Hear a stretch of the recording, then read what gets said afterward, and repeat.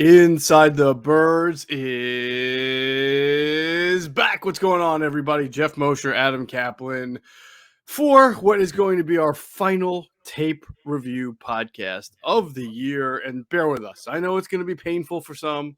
It's never good when it's a playoff game and you lose 31-15 and you got to go sift through the carnage. But there's going to be more than just tape review. We'll go through a couple of things. We will explain some of the breakdowns that did happen in the game. I think we've got some really good sourcing on this. I know Adam does, especially. And we'll kind of try to put it all into a context of what it meant for that game and what it might mean for the future a little bit and go from there. So going to be an awesome one. Before we get started, Adam, I know you must have thought I was crazy because I was on the phone with you when it happened. You and I were talking about some ITB-related stuff that we'll get to in a second. And then all of a sudden, I'm like, oh, my God, is that what I think it is, right? And you're like, what? And I'm like, I think I'm seeing an American bald eagle on the side of the road, right? Oh, yeah. That was unbelievable. Yeah. I mean, that actually was the epitome. If you went to Google and you said, what does this look like? That's an American eagle. That it was really exactly amazing. As soon as you sent me that picture, I'm like, that is what I think that's what that is. I know. I was so happy that I was able to get a few snapshots of it. And then you zoom in and it was just so much. So it's on a nearby street and, about 8 miles from where I live, kind of a woody type road. And it was feasting on a carcass of something. I don't know, coyote, maybe, whatever it was. It sounds like I live in, Bumble, you know what? I don't, but it just so happens to be like that. And I could tell, Adam, it was from like a quarter of a mile away that it might be more than a buzzard, which is common where I live because of the whiteness of the head and the yellowness of the beak. And then I snapped a few shots and I turned around to try to get a few more, but it's so majestic looking. If you zoom in on the picture at Geoff Mosher NFL, I tweeted it on Tuesday afternoon. Yeah. Okay. It's just so cool. I mean, its head was propped up. You see the yellow beak and it was kind of like just majestically standing there like an eagle right over that dead carcass. I thought it was pretty cool. It was one of these things where you're like, I was like, are you sure? And then you send me the picture. I'm like, that's an eagle. Yeah. I've never seen an eagle in my area. That's the amazing thing. Oh, it's the first time you've seen one. Yeah, that might have been a metaphor for the end of the Eagles season, but we digress. It really might have been. I couldn't help it. Sorry. Well, I put the pictures on Twitter, and there were some jokes about, now it decides to, end its opponent or get right. So there was some funny guys on Twitter. All right, so we're going to do an Ask ITB, a kind of end-of-year Ask ITB for our Friday morning podcast. So make sure that you send your questions to us. There's many ways to do it. Facebook page, Apple, please leave us a 5-star review. Ask a question. I promise you will answer it, especially if it's got a 5-star review. And Twitter at Inside Birds if you want. But really try to hit us up on the Facebook page. Or on Apple, if you're an Apple user, in the review section, and we will answer your questions, of which I imagine there will be many. I will say this: I try to make it more geared toward the Eagles, the first part of the Eagles offseason. What positions you think they need to improve, maybe some names, because if you start asking us who they're going to draft in round 1, 2, 3, and 4, we're just not going to have the information. We're 2.5 months away from that. That's your pet peeve, right, Adam? You're always like, don't ask me a draft question in January. I'm good with them. I'm good with them at a certain time. Now I will tell you though, I'll start. Our draft coverage will start the Senior Bowl. We're going to do a little earlier this year because of the importance of what they might do at a quarterback or may not do a quarterback, and they have a lot of needs. This game had a lot of warts, even more than we probably imagined. Let me see. Yeah, I may be actually be doing a show from there. One of our shows, you'll be back in your office or wherever you do it. Then sounds like I might be, based on my schedule that week, with a very good chance I'll be doing one of the shows from there. So awesome. I'll look forward to that. It'll be my, I think, 19th, something like that, Senior Bowl. So it's just weird. One of the first ones was seeing Josh McCown. That was, and Josh is now 41 years old. How about that? So that'll be cool because you and I are both going to be at the Combine. I won't be there the whole time. You will, but we'll be able to do a show from there as well. And then we can really, when we get back from there, start going into draft questions. As far as prospects are concerned. I mean, Sure. it's right now it would be fruitless to answer. Do we like Kenny Pickett or Matt Corral or Willis better than Malik Willis? I mean, we got a lot of information that we got to get first before we start getting into that. Also, we're gonna have Greg Cosell, our good friend from NFL Films, involved with us. We actually have a meeting coming up with him. So, in terms of off-season content, he's going to be very involved with us. We promise. We know how much y'all love him. We definitely want to get Yvonne and Q involved as we grow. We told you we're going to bring back Trey Thomas. We'll work that out at some point. But we're going to have more off-season content, even way more than we've ever had. And we couldn't do it without your guys' support. We do really appreciate it. That support has been fruitful for the ability for us to come back with a little bit more money to invest in our company. We don't really make much of it personally, but we invested in our company. It's all because of the traffic we get. We really appreciate it. Definitely appreciate everything. It's been a great year. We appreciate everybody hanging with us there, watching the shows, listening to the podcast, seeing the pregame show, viewing, interacting, everything. It's been great. So we thank everybody for that. And as far as Q&A goes, as Adam just mentioned, their show Q&A on Inside the Birds will drop this Thursday at 6 a.m. as it always does. So you get that. This one's going to be a get your popcorn edition of Q&A. I can guarantee you that. I think I know those guys from listening to the show. One of the things I really respect, I know they love the Eagles and like to see them win, but it doesn't seem to matter. When they don't like what they see, they do not hold back. Correct. And it typically they don't hold back on anyone. Like, they don't have any favorites. Like, they go, if it's the quarterback, in this case, I think that's part of it. They may have something critical to say. If they didn't like what Gannon did, they might have something to say about that. The head coach, they might have something, whoever it is, or the many people who have contributed to a loss. Even when they win, sometimes they see stuff that they point out, which is not good, which is I like, They fit the platform perfectly because they're analysts above all. They're obviously Eagles players and they root for the team. They will say that they're Eagles fans, but they don't let that interfere with their analysis, and that's why it fits our platform perfectly. 6 a.m. Thursday, and then after next week will still be a 3 Inside the Birds podcasts a week format, but then after that, starting in February, we will go back to our 2 a week. I think we usually do Tuesday, Thursday. Maybe we do Monday, Wednesday. We'll figure that out, but we'll go back to 2 a week. But Q&A will still be on the platform as well once a week as they are right now. So that'll wrap up some of the news, and just stay tuned because we're working on a lot of different things for this offseason to continue to grow and be better. So we can't wait to be able to tell everybody the good news as it develops. Let's get into some quick transactions, Adam, because there were some interesting those future contract signings that came out on Tuesday.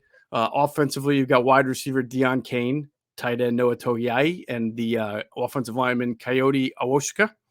On defense, a lot of names that people will know: Cameron Malvo, Jacoby Stevens, Craig James. By the way, nice job by Andrew DeCecco being the first to report that Craig James coming back on that contract. And also Marvin Wilson, Mac McCain, Jared Maiden, Matt Leo. So anything, we'll get into some guys who aren't, but anything that stands out about that group to you? Yeah, actually, I'm really glad they brought Deion Kane back. I understand he's not been the same since he tore his ACL in his rookie season and the offseason there, in their offseason program, but Sirianni knows him because he coached him. I like to see in Indy. I like to see if this guy could contribute because they need depth. They need the receiver positions is a nightmare for them. So they could use anyone who could help. So I'm glad that they did that. As you know, John Hightower was not what was of the. Here are the practice squad players who were not signed, and they could still be re-signed, by the way.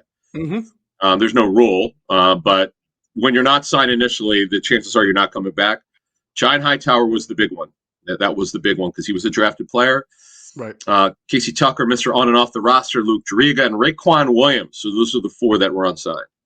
We told you since the start of training camp last year that John Hightower was going to be iffy to make the team. He never made the team. He was on the practice squad. He was protected a whole lot. But we told you going into week 18 when the Eagles promoted Keyshawn Johnson ahead of him that it was just another kind of whatever you want to call a career setback, something going on there with John Hightower. coachability issues we've talked about. And this, to me, you're right. He could come back, but I feel like what they did was they targeted the guys they definitely want back, and now they'll probably look around the league, see who might have been released from other teams under, similarly, and maybe bring in a different person. If not, maybe you bring back Hightower. So it gives them the opportunity to right away protect the guys that they want by signing them immediately, and then take a day or two to go through the rest of the everybody else's quote unquote futures guys that didn't re-sign and see if there's anybody they like better. Right. But you're right. Here's a drafted player out of Boise State, had played as a rookie, showed some explosion. If you talk to Jason Avant, he will tell you, as Jason Avant coached him last year as an assistant wide receivers coach, that he is a good route runner. It just did not present itself, among other things, on the football field. And, we saw the team do away with Travis Fulgham in the middle of the year, and now it seems that they're moving on. We'll see from John Hightower as well. A couple things here. Remember, actually, Fulgham was cut before the season started. That's right. Right. And then with Hightower, Jason made it pretty clear, and it's not the first time he said it, that he doesn't think he loves football. Actually said it a couple times. It was pretty good intel, because as he said, he coached them last year. And to me, we've said this when we put it out on our show, November of 20. I think we kind of put out the Hightower and Fulgham stuff around the same time in Doug Peterson's last year. Why he wasn't playing, and why was he being benched, and why was Fulgham not getting the time. It's just the lack of maturity with these guys, and the fact that Keyshawn Johnson, who just got here 3.5 months ago, gets called up for the practice squad over Hightower's a bad sign, and they let his practice squad contract expire. Right. I would agree with you. I can't imagine he would come back. This is a very bad sign, and sometimes you just got to pull the plug and say, you know what, it didn't work. It's only a 5th-round pick. Maybe Deion Kane will work out. A guy that's got a lot of ability, who a lot of personnel people like around the league, but obviously he's a guy that's sort of on borrowed time. He needs to show he can play in this league, but he's got ability. High character kid, by the way. He works really hard to come back. They have a lot of work to do at the receiver position. They have very few answers at that position. They definitely do. I have a feeling we'll be talking about the wide receiver position, not only in our tape review, but also moving forward a lot when we talk about what this team is going to do to get better for next year. You brought up the other unsigned guys, Casey Tucker, Luke Juriga, Raekwon Williams. Wouldn't surprise me if maybe 1 or 2 of those guys gets brought back as well. So we'll see. We will see who they bring in, maybe from elsewhere in free agency also.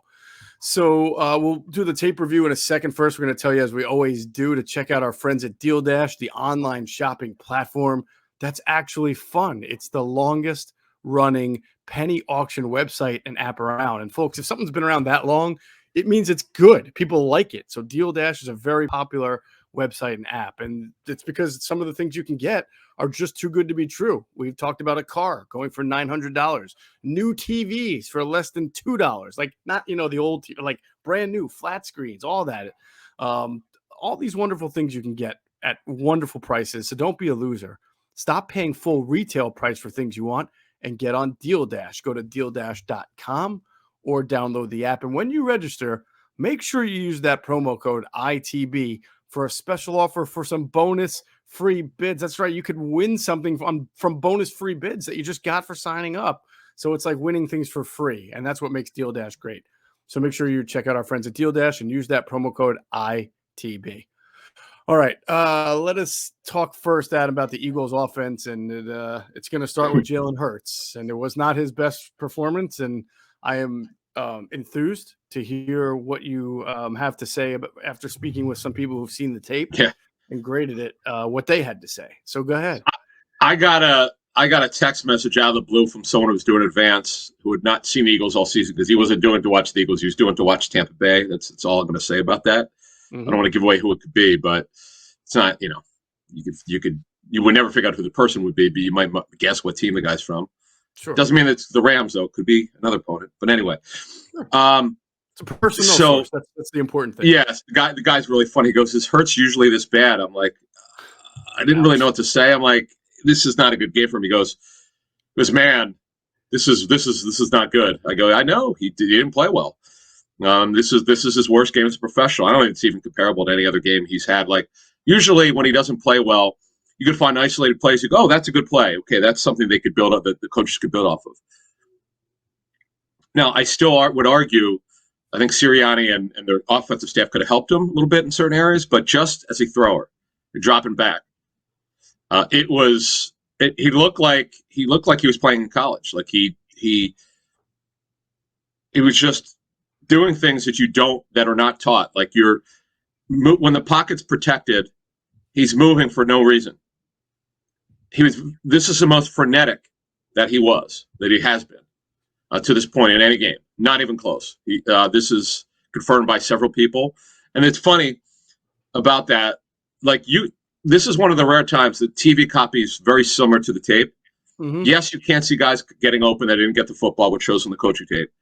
But you could see on the TV copy how much he moves, like for no reason. It was weird. And then he'd run into his lineman. Yeah. I there's some good stuff on social media, and I thought this was very apropos. A lot of people, some of the fans said he looked like the moment was too big for him. I would totally agree with that. I don't know why it would be, but we're not him. We don't know. As Jason Avant said on Sunday, is this apropos? This is before the game. There's regular season games, college games that are big. Then there's the playoffs. It's a different season. This is the major leagues. Yeah. AAA, AA, single A. This is the major leagues. This is the high. This is high major leagues here. The playoffs. You're playing the defending Super Bowl champs. You can't play like this. You just can't. Frenetic, moving, accuracy. Mechanics. Feet not set. He rarely had good mechanics in this game. Another problem. I mean, we could do literally 15, 20 minutes on him. I'm not going to do that. It's not. You all know. I noticed I was cleaning up some of the comments in our Facebook, not our Facebook, our YouTube. I missed it. I wasn't there for a couple of days, and there's some stuff that needed to be removed. That was I think some of the stuff's a little bit overboard with the hate on Hurts. I think, folks, he didn't have a good game. Okay, the detractors have been like waiting for this one. They wanted to bury him, but when you make it personal, it's not fair. You can't do that. Like if you're pissed off, okay. I saw the Facebook stuff. I get it. People are mad. That's fine. I let that stuff go. But when you ever make it personal, it's just not. We're not going to tolerate that stuff. It's just not right. He had a rough game. I mean, I'm sugarcoating it. You and I talked to a lot of people this week. I'm summarizing everything we got, bits and pieces. I'm splicing it all together. Mm-hmm. This is by far his worst game as a professional. Very little positive I could take out. In fact, he was actually indecisive as a runner at times, which is not like him. Yeah. I just think he was in his own head. I'm trying to figure out some other stuff to come up with here that I was told to clean it up. He just had a bad game, and what makes it rough is when the protection was good, he didn't see the throws, which I was going to get to. There's no metric for this, but there were too many times when the guys were getting open, and as Cosell told us weeks ago, he's pretty certain, based on his tape study, he's going to carry whatever the play is in the huddle. He doesn't want to move off that. If the guy's first progression, that's it. This is a game where if he didn't get it, he moved, he ran, he bailed, and didn't hang in the pocket. That was most disappointing. You know, Todd Bowles is known for blitzing a lot and from different areas and different angles and throwing the house. And he did blitz, but for the most part, I thought his blitzes were more meant to provide guesswork per se than just attack the quarterback, because in a lot of his pass rushes, he had guys dropping into spy positions to kind of guard against Hurts' ability to run. Even Joel Tryon, who batted that pass, was a spy, and he's a defensive end. He's a long rangey one, so it makes sense to drop him back. We talked about the one where Vea and Ndamukong Suh dropped into coverage while the safeties blitzed, which I think was still just a 4-man rush, kind of a zone blitz type of look.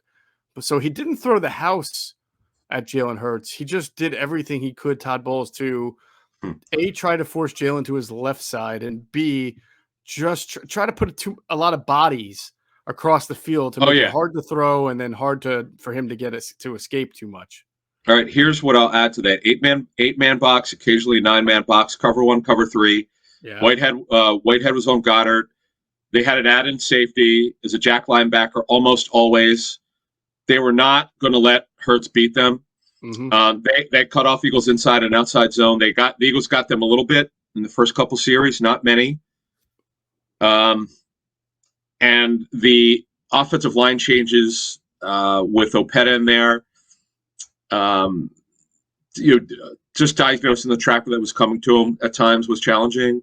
Mm-hmm. This was not their offensive line didn't play great. There's no question about it. And I give Todd Bowles credit.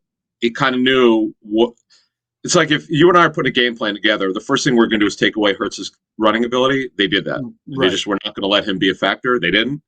They learned from the first game. Although Bruce Arians went after, he was not happy. He thought their defense coasted in the fourth quarter. Yes, he was not happy about that. Yeah, it was funny. But by the way, the 8-man box, I think, served two purposes. It helped defend against Jalen Hurts, but it also helped them defend against the Eagles' run game, which just was not prolific at all. Miles was in and out as we kind of go on from Jalen to the run game. Miles was in and out, and I'm still perplexed. And we can kind of rake Sirianni over the coals with this if we want. I'm surprised Jordan Howard got 0 carries. I would not have guessed that going into the game that Jordan Howard was not going to touch the ball once. It was weird. Like, he was in on third down because he's the best pass protector, but right. I don't. Boston Scott's usage was. I know he had the nice play, but I know people wanted him to run the ball more. It's hard when you get down 17-0. It is. And then 24, and then 31-0. But early on, you're right. I didn't, and I really. Gainwell later in the game when they got behind got the ball, but I would have liked to have done some. I agree. You make a good point. Personnel usage was odd. You need it. This is the last game of the year. If you lose, you throw everything at them. Howard was healthy. He was not even on the injury report this week. As you I remember when you pointed that out to me when the injury report came out. I'm like, really? Yeah. He's not even listed with a shoulder anymore. Well, then good. He should be getting the ball plenty. Nothing. Yeah. Nothing. Especially with Miles Sanders beat up and kind of coming in and out. I'm not sure what they were trying to. I'm sure their plan made sense. So I'm just going to say to them it did, but it didn't work. To them, right? I'm not sure what they were trying to accomplish with their running game. I thought they did try to spring the zone reads a little bit with Hurts, and it just didn't work. You know what? They didn't snuffed work in the first game either. So. I really would have loved to have been a fly on the wall to hear them kind of come up with the offensive game plan and why they thought that was going to work in the first place. But I mean, look, I'm not putting it all on Sirianni. Obviously, the quarterback can help himself by making some throws too. But in the end of the day, I just didn't understand. Remember the disjointed word that we would use for the first 7 weeks? Like there's no marriage or no sequencing. Nothing. That was and it felt like that again. It just felt like. It feels like when this team runs into a good defense, they just don't know how to counter punch. They don't know how to put a rhythm together. And I know that in both games, I think they were down 28-0, right? They seemed to be fine in the fourth quarter when No, they were down 7-7 in the first game. Remember, Hurts scored to make it 7-7. Yeah, but they were down big. 28-7. 28-7. Yeah, I can't stop thinking about the fact that the Eagles were down 31-0 in this game. I got to tell you, hard. I got to tell you, based on what I was told by people who grade the tape, Hurts should have been pulled at halftime. He was that bad. This is just me. I don't know this for a fact. I think the Eagles were hell-bent on seeing if he could bring the team back. Which I'm fine with, by the way. Yeah. I know people it's about winning. I feel like it would have been tough for Minshew to get a race at 17 or 24 point deficit against Tom Brady too. So I don't, I'm fine with it. I'm absolutely fine. I understand what people say but I'm fine with it. I think they did the right thing. So one more on Hurts here. He has a bad habit now. It's shown up more and more of moving for no reason. Yeah. He's 6'1". I don't believe those people say he can't see. I've seen that. I don't believe that based on what we've been told and my own eyes. Mm-hmm. The coaching tape was out on Tuesday, so I was able to watch some of the stuff people were telling me. I should take a look at. You don't think sometimes he kind of it looks like he throws not just off the back foot, but he's like Like that second interception he threw, he was almost on the tippy toes trying to throw the ball. So I sometimes wonder if because he moved himself into traffic. Yeah, that's it. He moves himself where he can't see. That's a problem. He's got what did Kevin Cobb in? Mm-hmm. Kevin Cobb developed a very bad another second round pick, who the Eagles were high on, as you know, because they signed that 1 year extension to be the starter, and then Vic took his job, as we all know. But yeah. For some odd reason, he was doing some things that he'd never done before, and that doomed him in, and he never stopped doing it. He would move for absolutely no reason. He did this thing. He would roll out to the right for no reason. He was not taught that, I was told. He just did it. And they were like, what are you doing? Like, he just – so when we go back to Hurts here, he's starting to develop these habits where he moves for no reason. He could see. You can't do that stuff. So – it's not like every play, but it happens occasionally, and it's bad because it's going to cause inaccuracy. It's because he doesn't trust his eyes. He doesn't have the innate feel of pocket movement, right? And that comes from coaching and repetition. You could get it, but he was in his own head in this game. It's a shame. This is the kind of game you would think you would have very early in the season when you're trying to, you have a new coaching staff and he's struggling and you want to build him up. You don't expect this. You could say it was the opponent. I mean, I'm not going to argue with you, but I just think it was the moment. I think he got in his own head. I just think he couldn't relax, and he anticipated pressure. It was bad. I mean, I don't know what else to say. I mean, and I'm sugarcoating it, to be honest with you. Yeah, no, I know it was not pretty. It was not pretty at all. I asked you. Did we talk about this in the last podcast about how I had asked you in the pregame show? Is this game one of 17 for Hurts because he missed one game, right? No, it's not. Or is it weighted heavier because it's a playoff game, right? Is it just one of 17 that he played, or is it more than that because it's a playoff game in the eyes of the team, the organization? Yeah. When you asked me, it was I can't remember if it was in the rundown or not, but I remember I had to react to the question. It was obviously a great question, very fair to anyone who would be asked it. I thought, unless he played really poorly, in fact, I thought I said that, but correct me if I'm wrong, but I do remember thinking it would have to be pretty bad for him not to be in the conversation to be the starter next year. It didn't mean he would be if he even – it didn't mean no matter how well he played, he was not definitely going to be the starter. It was one of these situations. He would have to be so bad that they'd have to say this is so damning that they're off him totally. I don't think that's the case. I mean, I know that, I'm talking to people. I don't think they've made any decisions yet. And Sirianni now is going to be in the personnel meetings. So, and the coaches will be. But this is pretty bad. So I think it's, to answer your question, I think it's weighted more than you normally would because it was so egregious, his struggle. I don't know. I don't know where this is going to be headed here. This doesn't help him. It hurts him. Jalen Hurts, but what they have to do is remove their like of him as a player and do a Belichick and just be dispassionate. What did the tape show you? Where were you at before this game? Are there any alarming bells and whistles? I know, as you said, it's only one game. Did he regret? Are you going to call this a one-game regression, or is this alarming where you go, hey, this is a problem? He's doing some things we not seen from him before that are negatives. And how much, it's a great question. I would wonder how they would react to that question. You know what? If you asked later today, I think Roseman and Sirianni are talking. That's a great question for them. Are you alarmed because they know, they have their own eyes. I know they're going to try to be diplomatic, but you can't, no matter how much you like him, you have to be like, what in the world, man? Why? And I'd love to know what he felt. I mean, I heard his press conference after the game, but if you had to watch the tape, I'd love to know what Jalen Hurts' view of what happened was. I think the thing I would love to know most is what Jeffrey Lurie thought and what he's thinking.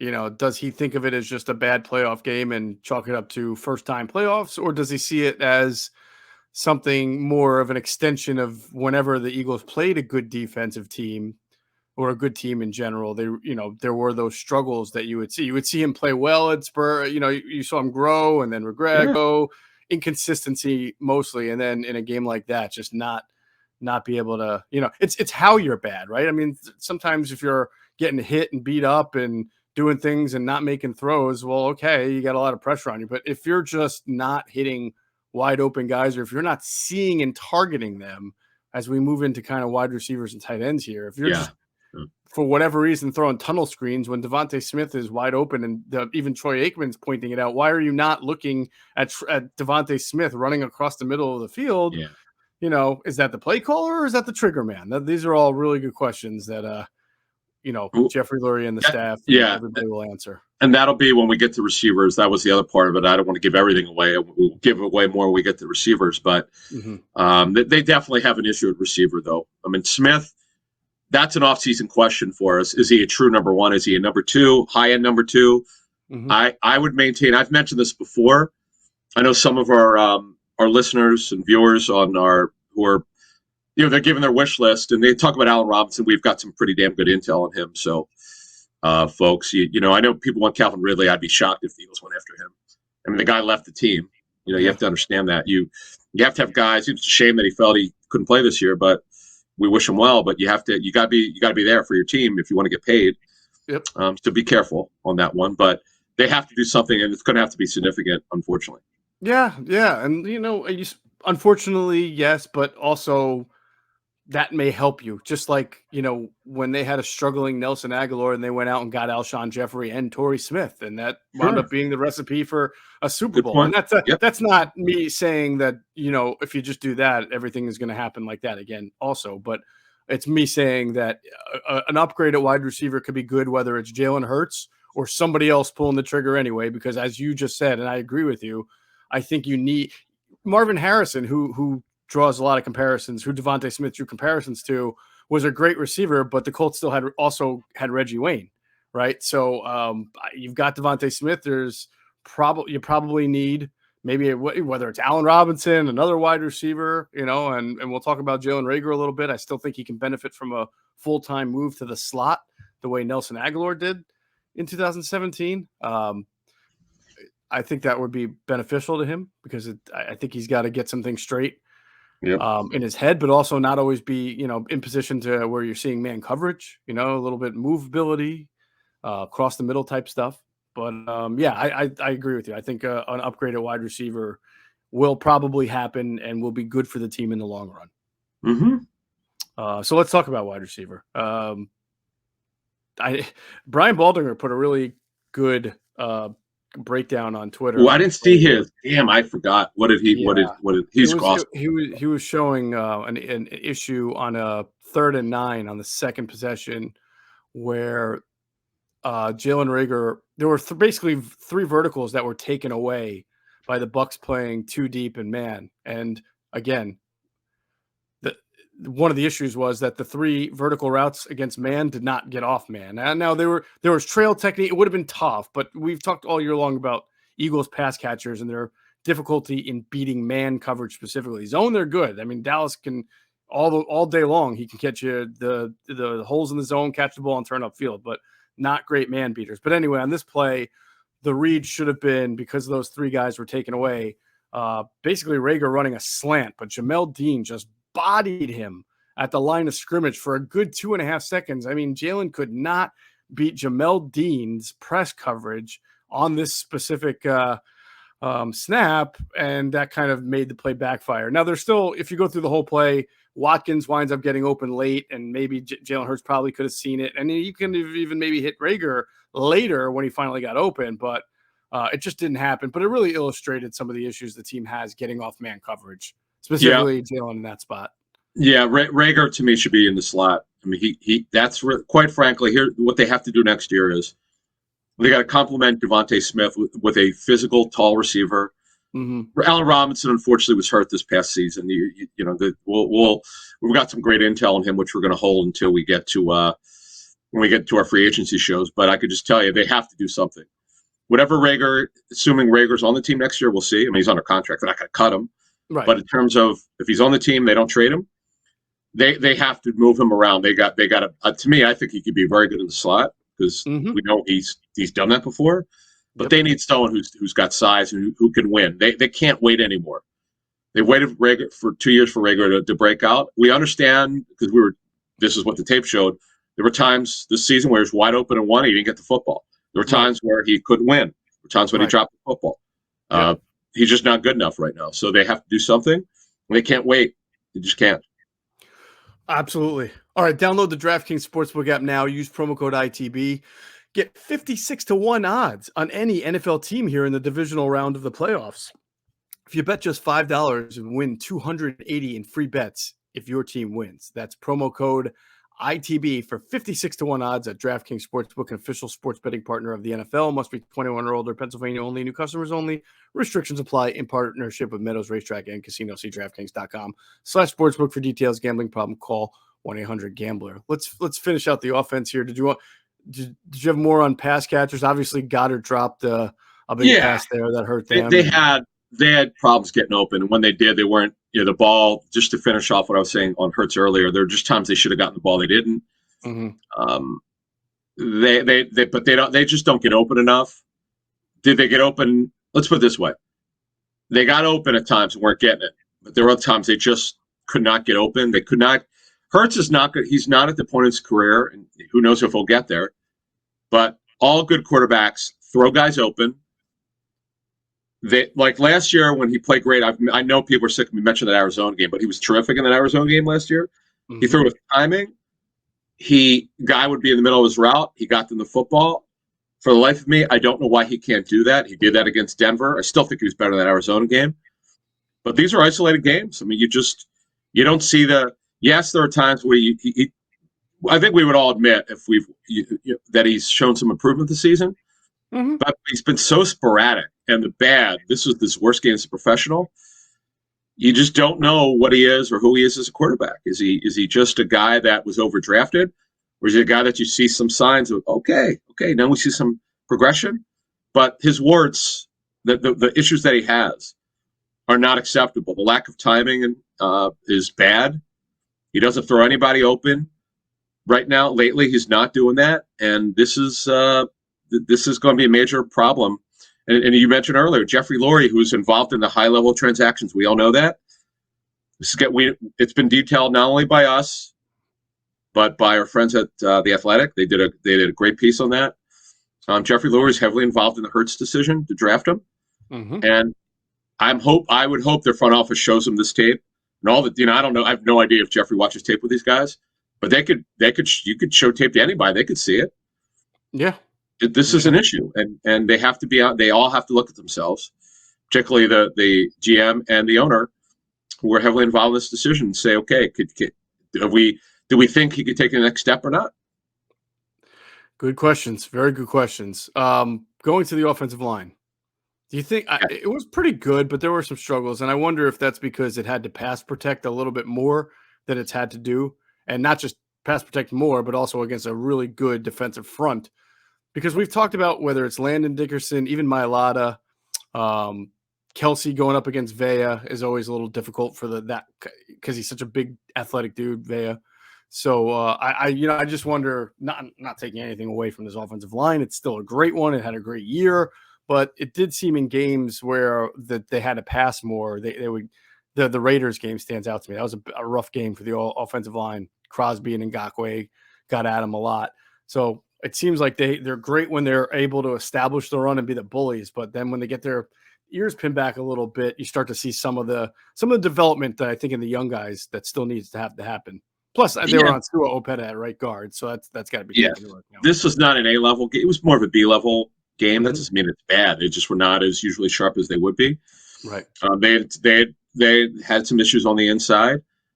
Tampa Bay funneled stuff, even when they had. Yes, they had some outside zones which were effective. More often than not, they weren't. Mm-hmm. But Sanders tried to get outside. He couldn't. I mean, first half, they were so ineffective in the first half. I mean, that's why Hurts was throwing the ball so much. They just couldn't run. Mm-hmm. Hurts had some good runs in the first half for sure. No doubt. Very early, actually. He had a couple of really nice runs. But I got to give Todd Bowles credit. And obviously, their advanced people did a great job of kind of – because, whoever does advance for each NFL team, they know the opponent better than probably the coaches will because they see every game and they've already written up a report. They will make suggestions on how to play it. And I just thought that Tampa did. It's kind of like they knew what they were going to get and they got it. That's why they struggled. Yep, definitely. All right, we will get into the defense breakdown first. Make sure you're checking out our friends at PHLSportsNation.com, enhancing the fans' experience with their coverage of all Philadelphia sports teams for the fan, by the fan. That's their motto, so make sure you're checking them out at PHLSportsNation.com and on Twitter at PHLSportsNation. Let's pause real quick for a word from our great sponsors, including our friends at Sky Motor Cars. And if you head out there to Sky Motor Cars in Westchester, PA, make sure you tell them Adam and Geoff sent you. You'll get a great deal. My thoughts on the defense, Adam, is that he tried. Fletcher Cox standing up, do it. Yep. You framed it perfectly. A great source told you that going into the game that you can't just be different. You got to do what you do.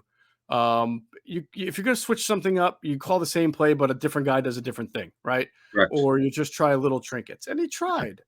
It didn't work, and I don't think you or I expected it to really work against Tom Brady. I know everybody's down on Jonathan Gannon right now. I think a lot of this goes back to the personnel that he has, the defense that he wanted to run, which he tried to do early on, versus the defense that he's now running, which was a lot more effective, but when you're going to play Tom Brady, your personnel, if it's not up to speed, is going to get, what's the word? Exposed. Like Avonte Maddox had a good year, but if you put Mike Evans on Avonte Maddox and you're playing man, which you have to do sometimes, play man, you're going to get exposed. And that's what happened on a couple of snaps there. So I did think he did a lot of back end stuff that was intended to confuse or narrow lanes by having guys drop back, but it didn't work. It wouldn't confuse it with what you're talking about is it would make them hold on the ball just a beat longer. Yes. Cosell said that Carolina did that to Brady, and he said there were 2 or 3 plays where he kind of got stuck. Right. And that's what this former defense coordinator told us last week, who's now a position coach with an NFL team. He said when his team would go against Brady when he was a D coordinator, he would put some stuff in there that they unscattered looks that Brady had not seen, right, just to make him hold on to it a quarter or a half a second longer. Because then you hope your DN will be able to get in there. Because Brady got rid of it between 2 and 2.25. She's defeating the pass rush. It was comical to watch the first 2 or 3 series. It's like by the way, I didn't even know this. I wasn't watching closely, but one of the guys said to me, he goes, I don't know anything about 59, but he played a lot early. I'm like, 59. Mike Mamula? No, it's Cameron Malvo. Malvo, yeah. Yeah, he was in there in the first, maybe the second series. I had to watch it again. I was like, wow, I didn't even notice that. So, yeah. He was in there because these personnel guys, they only talk about numbers. They don't talk names. Right. So I was like, all right. He's obviously he wouldn't be in there. But think about it this way, right? What if they had? They still would have lost. There's no question they would have lost. But if Brandon Graham, and Josh Sweatin played this game, at least there's some more that as you talked about, you're right, that Gannon could have done in this game, but he was playing with a half a deck of cards. Yeah. You can't. I feel bad for the guy. I mean, people are killing him. I know he wasn't aggressive, though. There was some press technique, by the way, of occasionally one of the corners would be up and the other one would be back. But you mentioned the play, and then someone told me this, so I wanted to watch it. They ran a smoke route to Evans. What they did is they reduced him. Mm-hmm. Was that the play? I know they reduced him sometimes inside. Mm-hmm. And that's why he got on Maddox. But there was one play on the left. He was lined up to the left. Slay was 10 yards off of him. So that's an alert to get him the ball immediately. That's a smoke route. Yep. And what happened was Maddox was lined up in the slot, and Maddox left Tyler Johnson. And because he knew, he's like, okay, I got to do something immediately because he's just wide open. We need to tackle him. And he just missed him. I went back and watched the coaching tape on. He just missed him. Yes. It was just a beat late. But that was the story of the game. Evans, I felt that if this game had been relatively close, I'm not joking, Evans might have had 20 catches. Because he was 10 targets and 9 catches in a blowout. Yep. And obviously they were in cruise control in the fourth quarter. Yeah. I mean, they just were like, okay, this thing is over. They had no energy left, Tampa, because they boat raced as a coaching term. When you get housed or you get beat badly, they call it boat racing. It's kind of a coaching term. I laugh when guys say that, but Yeah, but look, like the Eagles had 4 sacks, and if you look at those sacks, they were mostly coverage sacks. So they got what they were looking for as far as getting Tom to hold on to the ball a little bit longer. And honestly, if the offense would have put some points on the board or sustained some drives, I think this doesn't look like such a bad defensive effort, because there were some possessions there where it was, I mean, after the first touchdown, the next drive for the Bucs was 3 and out. Then they went on the 10 play 70-yard. I mean, I'm not trying to sugarcoat it, but after the field goal that put them up 17-0, it was 3 consecutive punts, 3 consecutive 3 and outs that all ended on sacks. Now, if the Eagles had scored 1 touchdown in that span to make it 17-7, or 2 field goals to make it 17-6 even, then maybe you start to get momentum back and you can do some things. But as your defense is going to go back on the field, and eventually you're going to give up a touchdown to Tom Brady. So I'm not trying to take Gannon off the hook here or the defense, but I don't think it was as bad as it looked. They did get some of their desired results from sacks. They don't get turnovers. That's a big issue, and that's something you have to address here in the offseason with the caliber of athlete they're bringing in for their middle and their back. But for what they are, they did what they could do. And then that's I guess it's an is what it is type of thing for me. A big reason why I said on the pregame show I thought they might get blown out is because without Josh Sweat, who's their best pass rusher, outside pass rusher. Yeah. Hargrave is not the same player he was earlier in the season. He's not bad. I mean, he's still solid and good. Yeah. But the crazy upside, I mean, he was leading the NFL in pressures at one point, maybe for 5 or 6 games. Right. So, and then Cox has dropped off, obviously. He didn't even show up on the stat sheet. I mean, we know they tried some different things with him. But they just could not sustain any pressure. Brady was at his best. You knew it was dink and dunk. Some of that, they took a couple shots. Evans got them on a 36-yard touchdown. But TJ Edwards, by the way, left the game. So not only you out your best pass rusher, then you're out your best linebacker. Yeah, it was just look. It's a good point you make on Gannon. I was not pleased with him watching the game, and I talked to some guys. They weren't super critical of him about what the defense looked like, but he tried. Yeah, they were going in as a long shot to keep this game competitive, and it didn't work out. They needed. I can't wait. Next week, folks, we're going to start our positional series. Well, actually, we're going to go offensive defense. We're going to do a postmortem on. We're going to do like an autopsy on the roster, and I've already started on it.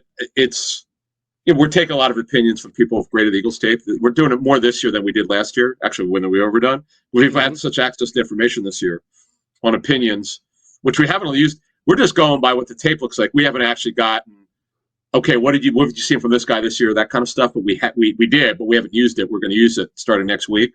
Mm-hmm. Man, they got a lot of issues. The roster, they probably more than I thought, and that goes to show you how good of a job Sirianni did. I get their schedule as a joke in the second half, but you know what? You got to beat bad teams. Don't beat bad teams. You know, they don't. The Eagles are they're really, to me, a very average team, but I give the coaches credit to keep this thing together. We crushed them. We were very critical, particularly myself. I'm not going to run away from it on Monday morning because I don't think they coached the greatest game, but particularly Sirianni. But the issues that Sirianni had nothing to do with Hurts in terms of throwing the football. Hurts was a problem, on his own. On his own, yeah. But overall, I just think that the roster needs a lot of work. We'll get into what we might think they're going to do with the 3 first-round picks later as the offseason progresses. This is early in January here. But it's if you're an Eagles fan, I get the disappointment. You have every right to feel that way. We'll never tell you how to feel. It's your life. Do whatever you want. Feel the way you want. But the fact that they made the playoffs with this roster, to me, this is just a tribute to their coaches to keep it together, and we'll see what happens. No, Eagles fans are hysterical, by the way, because they were all over Twitter on Tuesday, basically begging the Texans or anybody else, the Broncos, the Vikings, to please hire. And they're saying things like almost reverse jinx, like, oh, man, I read somebody's tweet, I would hate to lose Jonathan Gannon. He's been the best Eagles defensive coordinator in decades. You could just tell the sarcasm was dripping as they attempt to con any of these 3 teams into hiring Jonathan Gannon. I mean, honestly, but let me ask you this. Where would you put I'm going to give you a 1 to 10 number. What's your confidence level of Jonathan Gannon as a D coordinator? I'll answer it, but I mean, I really want to see him. I understand. I believe I have an understanding of what he wants to do schematically. And I've said this I was probably a bigger defender of him after the first 7 weeks, saying it's a personnel thing, not a Jonathan Gannon doesn't know what he's doing thing. What he wants to do, I fully believe, is play a Mike Zimmer. I would think he wants to play a lot more two shell than one shell, 2 deep than 1 deep. I think he wants to go back to playing more zone, keep zone than man, keeping things in front of him. And I think he wants to be a little bit more multiple with his linebackers and safeties on what they can do and where he can line them up. And, like every guy he's got that he does things like a Jannard Avery is not a multiple player, right? He's on the down. He's there to rush the passer. Not divert the running back on the base downs. TJ Edwards has developed nicely, but he's not an Anthony Barr type of linebacker. And none of those safeties can even do anything close to what Harrison Smith can do. So that's where I think he's missing the type of athlete in the back end specifically that he can move around and do some of that, pull off that disguise and deception with. And until he gets that, I would like to then judge him. But I would say this year he probably on a 1 to 10 scale, I would probably give him like a 6, I guess. I don't know. Yeah, I'm with you. I got a 6.5. Like coming in the season, my confidence level in him was an 8, 8.5, based on what we'd heard about him. Mm-hmm. And I've been underwhelmed a little bit, but I'm realistic enough to understand, as you pointed out. I totally agree. In terms of personnel, he was dealt a short deck. He lost Brandon Graham. That was huge. I mean, we said it at the time. I still think we're right. That was more impactful than anyone realized. Mm-hmm. A versus the run. He's great at funneling. Great being the force player. He's just, and you know about the leadership. We all know that, but plus he'll get pressures. It was very impactful. They've got a lot of decisions to make. He's one of them. BG's one of them. Mm-hmm. They've got a lot of work to do. This is it's good that they have a bunch of draft picks, particularly early, but they've got with the quarterback position. Obviously, it's number one. But it's not like that's the only one. They've got so many decisions to make where to go with this roster. No doubt about it. All right, that'll wrap up tape review. Get your questions in. Next podcast, Friday, 6 a.m. We'll be answering all your questions, so make sure you get them into us. As we mentioned at the top of the show, that's going to do it for this episode of Inside the Birds, the leading podcast in Eagles Intel. Big thanks to our producer, Hunter Brody. Check out his work on YouTube. His channel is called Sports Talk with Broads. And his website is called broadsmedia.com. And as always, we thank you for flying with us inside the bird.